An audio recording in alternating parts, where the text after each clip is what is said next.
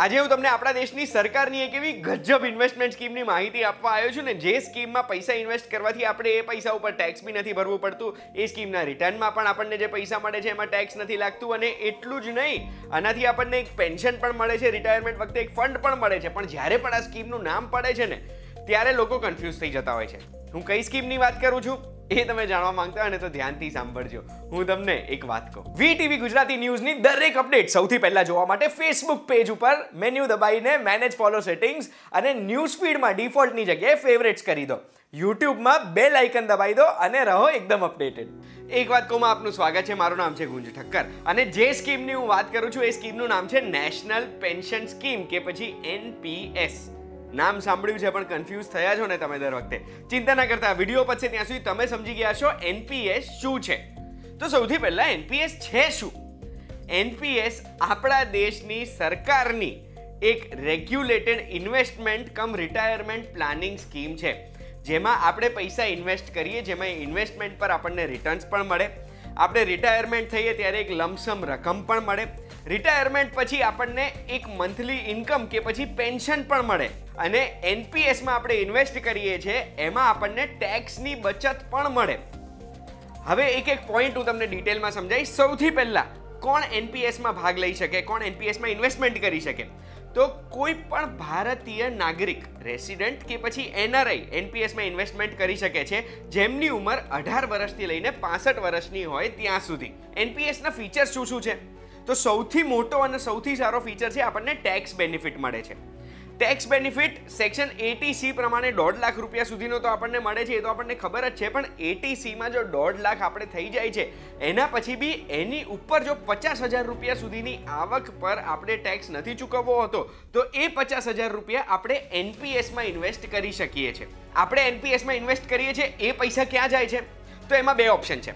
એક active option છે, જેમાં સબસ્ક્રાઇબર એટલે કે આપણે જાતે સિલેક્ટ કરવાનું હોય છે કે આપણા પૈસા ક્યાં ઇન્વેસ્ટ થશે, કે પછી એક ઓટો ઓપ્શન હોય છે. ઓટો ઓપ્શનમાં ઓટોમેટિકલી આપણી ઉંમર અને આપણે કેટલું રિસ્ક લેવું છે એ પ્રમાણે નક્કી થતું હોય છે કે આપણા પૈસા શેમાં કેટલા ઇન્વેસ્ટ કરવામાં આવશે. એક્ટિવની વાત કરીએ ને તો એક્ટિવમાં અલગ અલગ ઓપ્શન હોય છે. સૌથી પહેલો હોય છે ઇક્વિટી, એટલે આપણા દેશનું શેર બજાર, જેને E પણ કહેવાય છે. ઇક્વિટી કે પછી E એટલે જે સ્ટોક માર્કેટમાં ઇન્વેસ્ટ થાય ને, એ સૌથી રિસ્કી વસ્તુ છે, કારણ કે એમાં રિટર્ન તો હાઈ મળે જ છે, પણ એની સામે નુકસાન જવાના ચાન્સીસ પણ છે, ફિક્સ્ડ રિટર્ન નથી હોતા.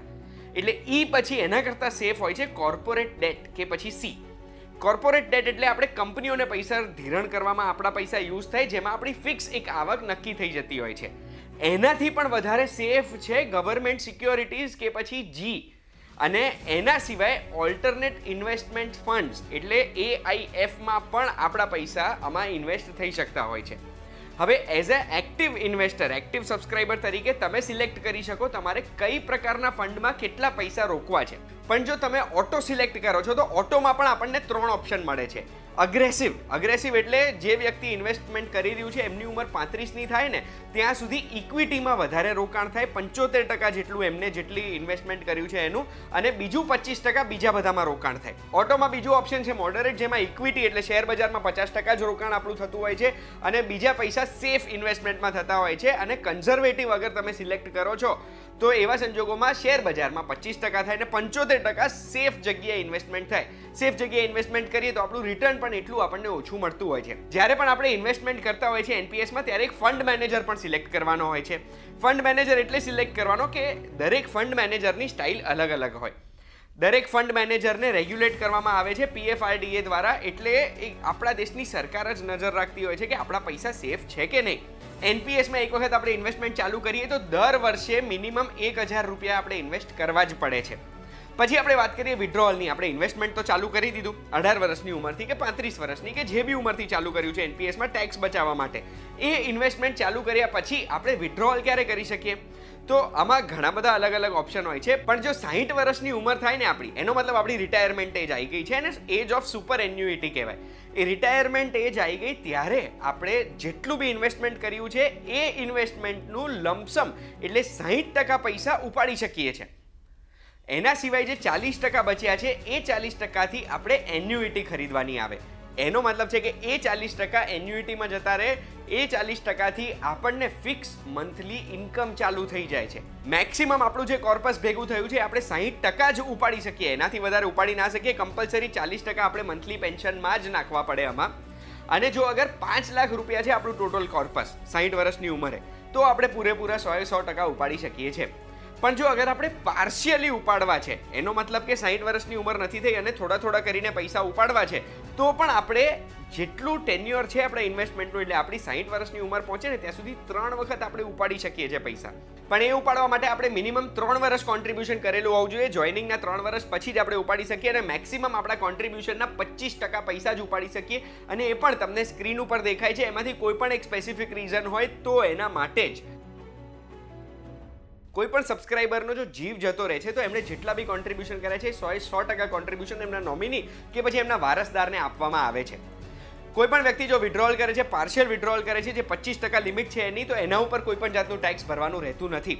પછી જો લમસમ વિડ્રોલ કરે છે તો ભલે 60% સુધી લમસમ આપણે વિડ્રો કરી શકીએ, પણ 40% જે આપણે લમસમ વિડ્રો કર્યું ને એના ઉપર જ આપણે ટેક્સ ભરવાનો હોતો નથી, ઉપરના 20% ઉપર ભરવો પડે. એટલે અગર તમારે 100% ટેક્સ બચાવવો હોય તો જ્યારે 60 વર્ષની ઉંમર થાય ત્યારે 40% પૈસા જો અગર આપણે ઉપાડીએ ને, તો એવા સંજોગોમાં એ 40% ઉપર ટેક્સ ભરવાનો રહેતો નથી. પણ એ 40% ઉપાડ્યા એનો મતલબ 60% હજુ એન્યુઇટીમાં રહેશે. 60% અગર પડ્યા રહેશે તો એનાથી આપણી મંથલી ઇન્કમ પણ આપણને વધારે જ મળશે. એ મંથલી ઇન્કમ જે આપણને મળે છે એના ઉપર આપણે ટેક્સ ભરવાનો રહેશે.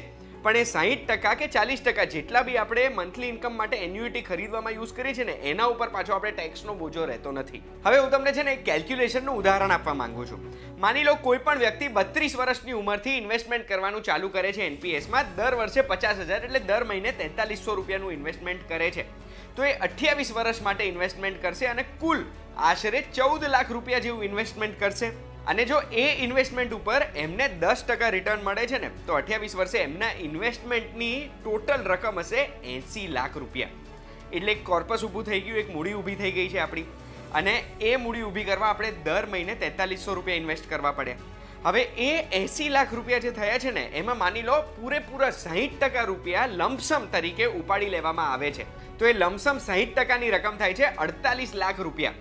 એનો મતલબ છે 40% જશે આપણા એન્યુઇટી ખરીદવામાં, જેનાથી આપણને મંથલી પેન્શન મળશે. એ 32 લાખ રૂપિયાથી જો આપણને પેન્શન ચાલુ થાય છે ને, પેન્શનમાં 6% રિટર્નથી અગર આપણને પેન્શન મળે છે ને, તો આપણને દર મહિને આશરે 16,000 રૂપિયા મળવા પાત્ર છે. એટલે આપણે અત્યારે અગર જો 4300 રૂપિયા દર મહિને ભરીશું એનપીએસમાં, તો આપણે રિટાયરમેન્ટ પછી એક મૂડી તો મળશે જ મળશે. રિટાયરમેન્ટ પછી આપણને આ 4300ના 3 ગણા રૂપિયા મળવા પાત્ર છે. એનપીએસમાં બીજું પણ એક ઓપ્શન છે. 60 વર્ષ નહીં ને 70 વર્ષથી જો અગર આપણે પૈસા ઉપાડવા હોય અને 70 વર્ષથી આપણે આ આવક ચાલુ કરવી હોય તો એ 10 વર્ષ હજુ પણ આપણે કોન્ટ્રીબ્યુશન કરી શકીએ છીએ. તો હવે તમને સવાલ એ જ થયો હશે ને કે એનપીએસમાં ઇન્વેસ્ટમેન્ટ કરવા શું કરવાનું, ચાલુ કઈ રીતે કરાવવાનું? બહુ જ સિમ્પલ છે. enps.nsdl.com વેબસાઇટ ઉપર તમે જશો. આધાર ઓથેન્ટિકેશનથી તમે ઘરે બેઠા નેટ બેન્કિંગના માધ્યમથી એનપીએસમાં ઇન્વેસ્ટમેન્ટ કરી શકશો. આમાં તમને એક પ્રાન નંબર આપશે, PRAN નંબર, જે તમારું પ્રાન કાર્ડ હશે, જે તમારા એનપીએસના તમે મેમ્બર છો, સબસ્ક્રાઇબર છો, એનું તમને પ્રૂફ બતાવશે. આ જે પ્રાન નંબર છે એનાથી તમે લોગિન કરીને તમારું એનપીએસનું અકાઉન્ટ પણ ચેક કરી શકશો. અને જો તમારે એનપીએસની વેબસાઇટ પર નથી જવું તો તમારી જે તે બેંક છે એ બેંકના નેટ બેન્કિંગથી કે પછી બેંકમાં રૂબરૂ જઈને પણ તમે એનપીએસનું અકાઉન્ટ ખોલાવી શકશો. આશા રાખું છું આજના એપિસોડથી એનપીએસ શું છે, એના ફાયદા શું છે, કઈ રીતે કામ કરે છે, ક્યાં ઇન્વેસ્ટમેન્ટ કરે છે, બધા સવાલોના જવાબ તમને મળી ગયા હશે. બસ આવી જ અઘરી માહિતી સરળ ભાષામાં સમજવા માટે એક વાત કહું, જોતા રહેજો VTVGujarati.com પર. આપણે ફરી મળીશું.